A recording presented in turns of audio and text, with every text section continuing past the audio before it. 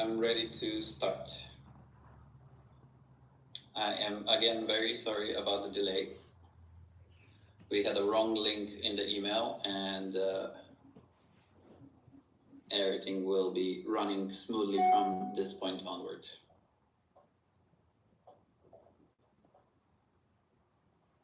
Okay. All right. Hello all and welcome to another exciting Snap session with me. In this session, we'll be going over editing and manipulating a video effects template. I will try and break it down to master settings, recordings, timeline, and effects. To start with, I will do an overview of the master settings page, and we can go from there.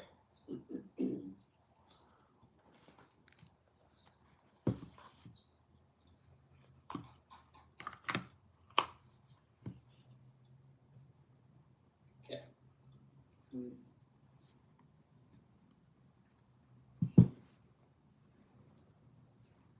Okay, you can write your answer here.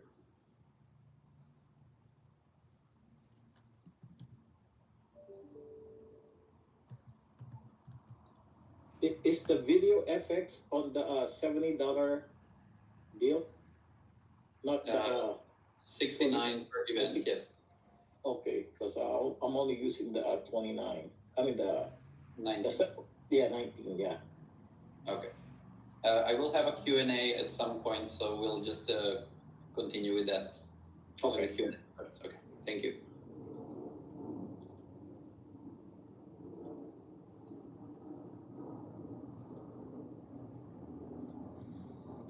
Professionals, what's video effects? Okay.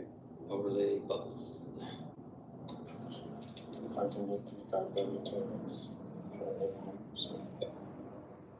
So before we get started, I would like to hear some of your questions and try and actually go over it while we are doing our video effects templates. Hi, Neil. Hey, how are you? Good, and how are you?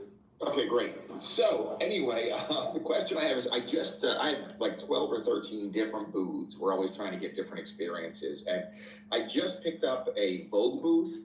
If you're familiar, it's the inflatable one. So it has, the tube lights. And I literally just got it the other day. I set it up in my house just to mess around with it. And I used just an iPhone to film it with SnapPick. So I was getting a lot of like the flicker in the lights. I'm assuming that's just a setting, a shutter setting, a shutter speed or something along those lines to make it nice and smooth.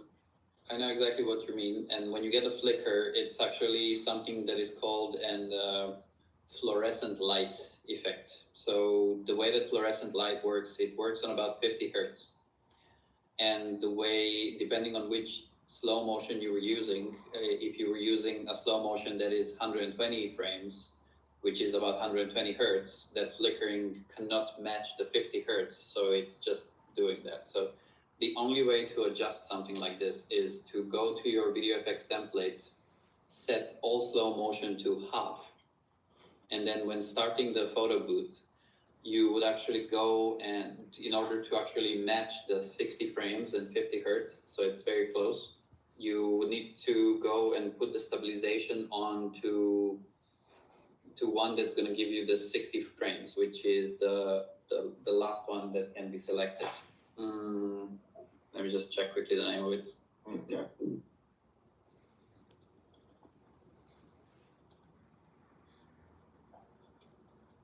Okay. The name of it is Cinematic Extended, as it can work with half speed. Okay, so use Cinematic Extended for that one. Yeah, but you would also need to go in the video effects template and set it to half speed so that you don't get like the loss of frame if you have a higher slow motion. Now, if I wanted to do a video where basically just, I don't even care so much about the slow-mo, but where I just wanted a couple of different cuts, I don't know, a couple of points like that. If I was keeping it at regular speed, then I should be okay, correct? I shouldn't have... Oh, you will be 100% okay. The only thing is that if everything is set to 1, then the iPhone camera will just record at normal 60 frames or 30 frames, depending on what it's set to.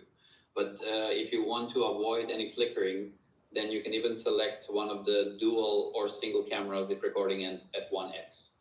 Yeah, I mean, I'll be using an iPad when I do it. I was just testing it with the iPhone. Okay. So would it make a difference if I use the iPad, actually front camera, or a GoPro? Would that make a difference in terms of the flicker? No, it won't. Okay. Even if you use a DSLR and record slow motion, it will still do the same thing. Yeah. That's what I thought. Okay, great. Thank you. Not a problem. Does anybody else have questions? Hi, Steve. Just without me having to buy additional equipment. Okay, so all these questions should be addressed at the end of the class because the class will concentrate on video effects templates, but I'll quickly answer the question for you. You will definitely need an iPhone, which will be used to either record a video. If you purchase a GoPro, it will be an additional camera that can record and use the videos on that specific iPhone. You will be able to share directly from the recording device, which would be your iPhone in this case. If you need a share station, this would usually be used to elevate the busyness around the booth. So when people are done recording, they don't need to stay by the photo booth. They can actually go to the share station and share from there. So it will all depend on your setup. Got it. Thanks. Yep, not a problem. Okay. I'm not sure. Yes. Hi. Hi, I was wondering if you guys offer the QR trigger function. QR trigger, I'm not sure what you mean, but we do have something that's called contactless, which means if you have a fully automated booth or a booth with a remote, once a guest sets up a session on their phone, they'll receive a QR code. They can scan it on the photo booth, and the session will start automatically. Now, if Yes. That's the one you're asking. That was my question. Okay, it's called contactless. Contact. Gotcha. Yeah.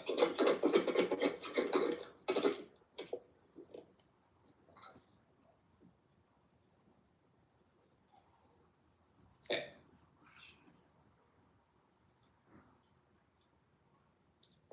Yes, hi. Hi, is that me? Yes, that's you. Okay, perfect. Thank you so much, folks.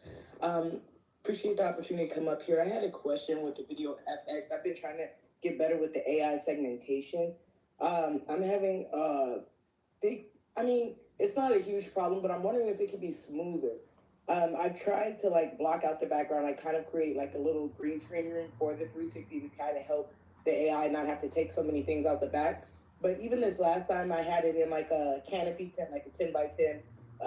So it had all white walls around it, and it still had like a little bit of issue, like really framing the character, right, the person. So I'm trying to figure out how to go about that. So depending on which device you use, when I you use start, the iPhone. okay, depending also which iPhone, because AI segmentation takes a lot of resources from the phone. So if you go, once you press start photo booths and then the new app, it says processing. I'm not sure if you can see here. Kind of. Your circle is very small, but yes, sir. Oh, okay. So let me see if I can get closer there. Okay. Okay. Yes, sir. Thank you. And then it's going to say performance and quality for the background segmentation. And then you have faster, balanced, and slower. Now, if you go faster, then you will have more of the items getting picked up. And if you get slower, it will take longer to render, but you'll get a better result. Heard. Thank you. Would you be going over how to put it into your event? I had a hard time trying to make sure my video was the right file and just getting it in the right. Let's do that at the end of the class when I go over the class that I'm actually going to do right now. Heard. Thank you, sir. I appreciate your time. Not a problem. Anybody else related to video effects? Okay.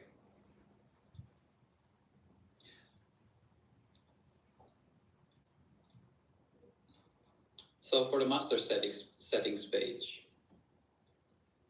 we are going to go over the master settings, resolution, overlay, soundtrack, and preview. I'm going to explain a little bit more on that right now.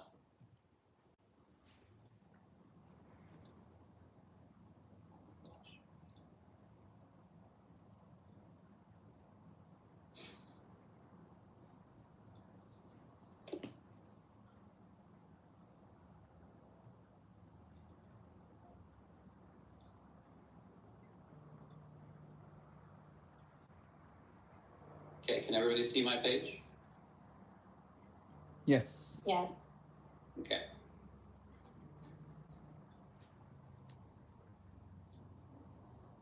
So we're gonna start from here, and we're gonna start with Canary resolution. Capital Now, Rentals. it's very This is important. David.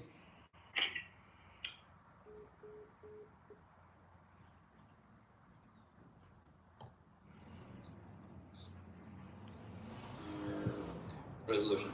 When it comes to resolution, this will most of the time depend on the client and what it will be used for. If it is used for social media, most commonly used sizes are portrait and square. It is very important to use the correct overlay size as seen in the resolution to prevent videos from rendering slowly. When it comes to the output frame rate, it is again very important to know what it is going to be used for, because an example would be Instagram.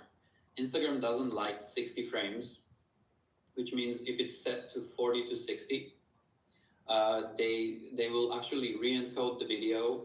The video will lose on the quality and it will not look good. So if you are using it for Instagram or any social media, I would rather recommend setting it to normal and having a 30 frame rate export.